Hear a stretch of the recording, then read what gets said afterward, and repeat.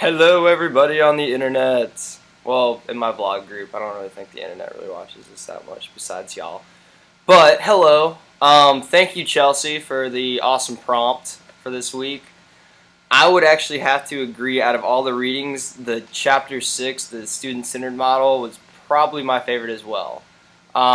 It brought up a lot of really good points, and watching your vlog and reading the chapter, I couldn't help but think this sounds a lot like our graduate assistantships in undergrad form. So I never knew about work colleges before this. I think that's a really cool concept, and it works on the graduate level.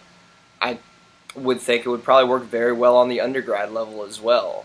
Because I mean, if you think about it, we work 20 hours a week, and our tuition gets paid for, and we are learning all kinds of new skills. It's really neat. I think I would be really intrigued to work with a program that does this. You had mentioned though, like, could we trust undergraduate students to do kind of more professional jobs?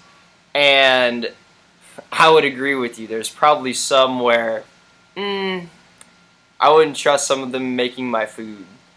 So would I want them handling really important paperwork at financial services, things like that? Probably not.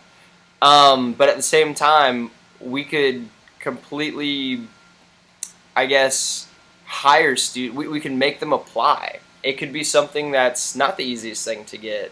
They're going to have to work for it. They're going to have to create resumes. They're going to have to create cover letters.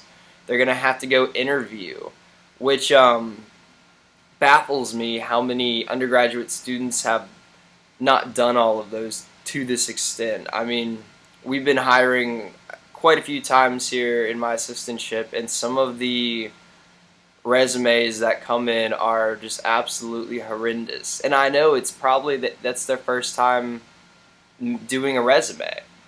So I think if we had them apply to these jobs, and there could even be standards, something along the line of you have to be an upperclassman to get them. So the freshmen coming in, they can get a handle on just school in general first, while the upperclassmen, they've done that, so now they're ready kind of for another role. So maybe it's a 2-year program similar to ours. But I think it's super beneficial because you really do get real life experience from these programs.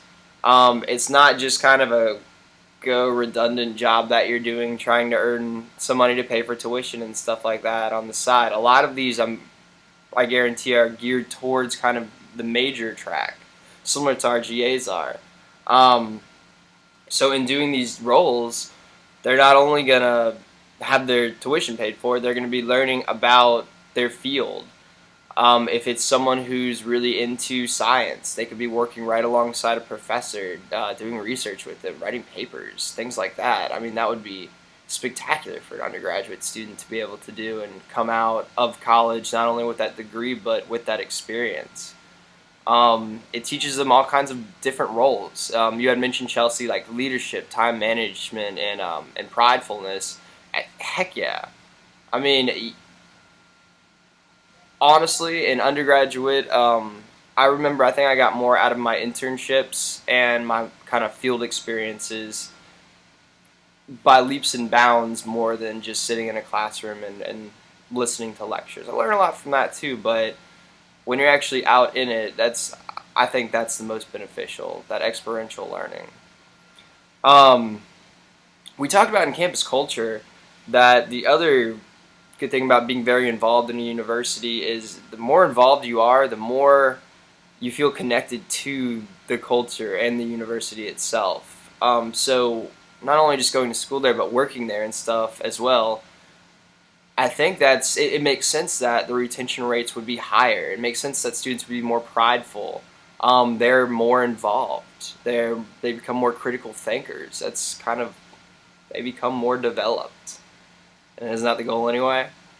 But no. So I think it would be a spectacular idea, and I'd love to see more than just 12 schools doing it.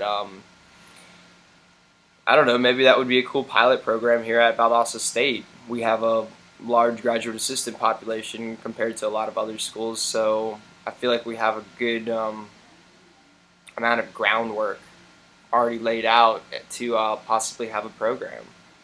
But once again, thank you for the awesome vlog prompt.